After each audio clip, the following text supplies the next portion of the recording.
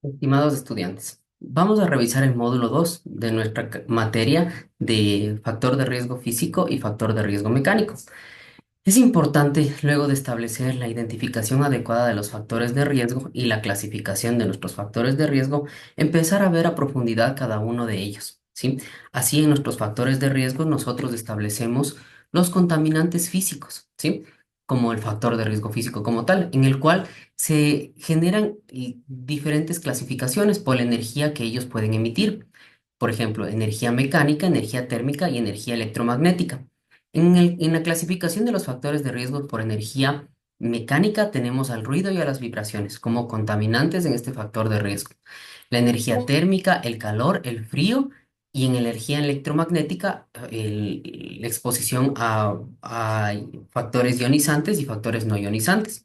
¿Sí? Estos efectos o esta exposición a estos factores de riesgo nos generan efectos en cada uno de los contaminantes en los cuales podemos ir observando como el ruido, como sordera profesional o hipoacusia, en las vibraciones como trastornos, desórdenes psicológicos y afectaciones a las articulaciones, en el calor como incomodidad térmica, el síncope térmico, deshidratación, calambres, trastornos por golpes de calor, y en el frío como incomodidad térmica y alteraciones menores o congelaciones. Cada uno de ellos, de estos factores de riesgo, nos permiten a nosotros analizar los límites permisibles. Acordémonos que dentro de la higiene ocupacional, estos factores permiten evaluar y permiten medir los límites permisibles en los cuales nosotros podemos soportar nuestra gestión. ¿Sí? Dentro de los pilares de la prevención habíamos dicho que la correcta identificación de riesgos nos va a poder permitir utilizar herramientas de evaluación y en estas herramientas de evaluación comparar con los límites de los umbrales que nos establecen nuestras normas técnicas. Una de las normas técnicas es nuestro Acuerdo Ministerial 196, en el cual se establece el anexo 3, que nos da ya las medidas de control y prevención para los trabajadores. Lo importante es que nosotros indaguemos de estas medidas de prevención y que sepamos generar el criterio técnico para poder alcanzar las medidas de protección adecuado para el trabajador. Sí, cada uno de los factores de riesgo como ruido, vibración, radiaciones no ionizantes, temperaturas altas, temperaturas bajas, el tema de iluminación al ser parte también del factor de riesgo de las condiciones de trabajo y estar en nuestros entornos de trabajo, nos va a establecer los límites permisibles que el trabajador puede soportar y en los cuales ya se puede estar generando una afección a la salud del colaborador, ¿sí? Entonces lo importante va a ser que nosotros identifiquemos adecuadamente nuevamente, evaluemos, sepamos cuáles son los límites permisibles para cada uno de estos factores de riesgo, ¿sí? Que nos va a dar nuestra norma técnica. En el caso de que no tengamos norma técnica, ya la misma ley, la misma constitución nos dice que nosotros tenemos que buscar metodologías nacionales o internacionales.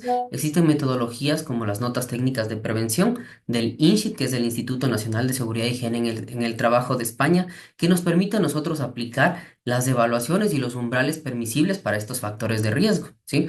Es decir, si nosotros no encontramos un umbral permisible a cada uno de los factores de riesgo que acabamos de revisar, como frío, ruido, calor, temperatura alta, temperatura baja, iluminación, radiación ionizante, radiación no ionizante, nosotros vamos a tener que buscar en una normativa internacional para poder establecer estos umbrales, ¿sí? Y a partir de ello, para poder generar medidas de control. Recordemos que cualquier factor de riesgo, en cualquiera de sus clasificaciones, nos va a permitir establecer estas jerarquías de controles. Como yo les he venido comentando, es muy difícil generar la eliminación de un factor de riesgo. ¿Por qué? Porque a veces el core de negocio o nuestras organizaciones se basan en ese factor de riesgo para su producción. Imaginémonos una industria química, ¿sí? En donde el producto químico es lo que más se vende, ¿sí? Entonces, si ese producto químico está perjudicando a la salud del trabajador, posiblemente lo que pase es que no podamos eliminar ese producto químico, porque es nuestra venta, es lo que nos está generando nuestra producción, ¿sí? Entonces, el siguiente control está en la sustitución. A veces es posible generar una sustitución, pero como les digo, es muy importante a veces que la sustitución no se va a poder generar porque es nuestro negocio, es lo que nos está dando a nosotros el sustento. Entonces, en los factores que nosotros podemos controlar vienen estas medidas preventivas.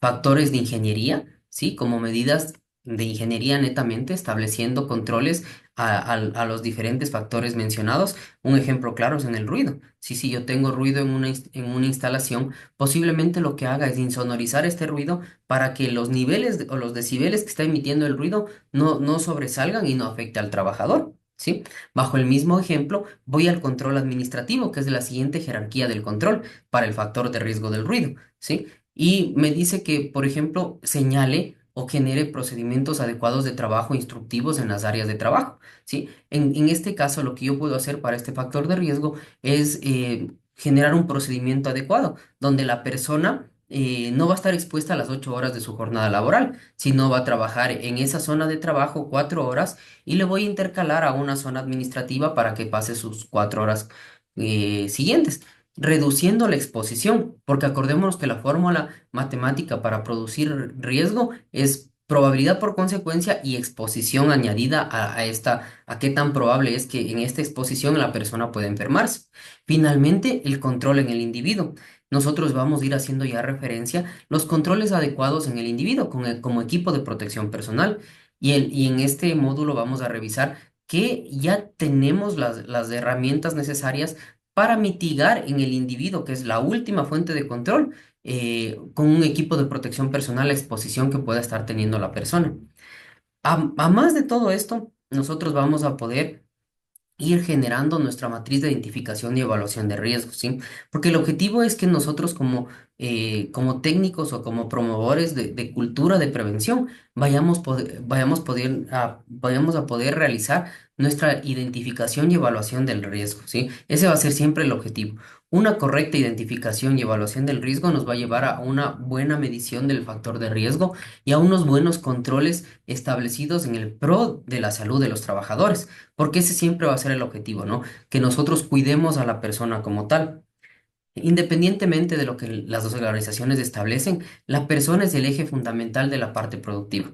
Si un grupo colectivo se enfermare, posiblemente tengamos demandas a nivel de normativa técnica con responsabilidades patronales, en el cual puede cerrar a la empresa por una demanda colectiva de trabajadores enfermos por enfermedad profesional, cabe la redundancia, ¿sí?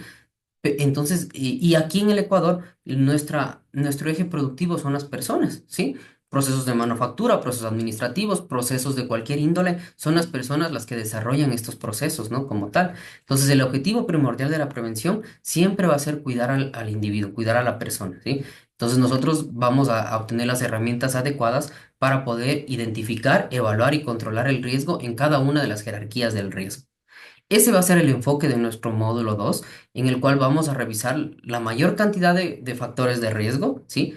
Y poder evaluar, comparar con los límites permisibles, que son los umbrales que pueden tener estos factores de riesgo, y generar los controles adecuados en sus jerarquías. Controles de eliminación del riesgo, sustitución, control de ingeniería, control administrativo y control en el individuo. Gracias.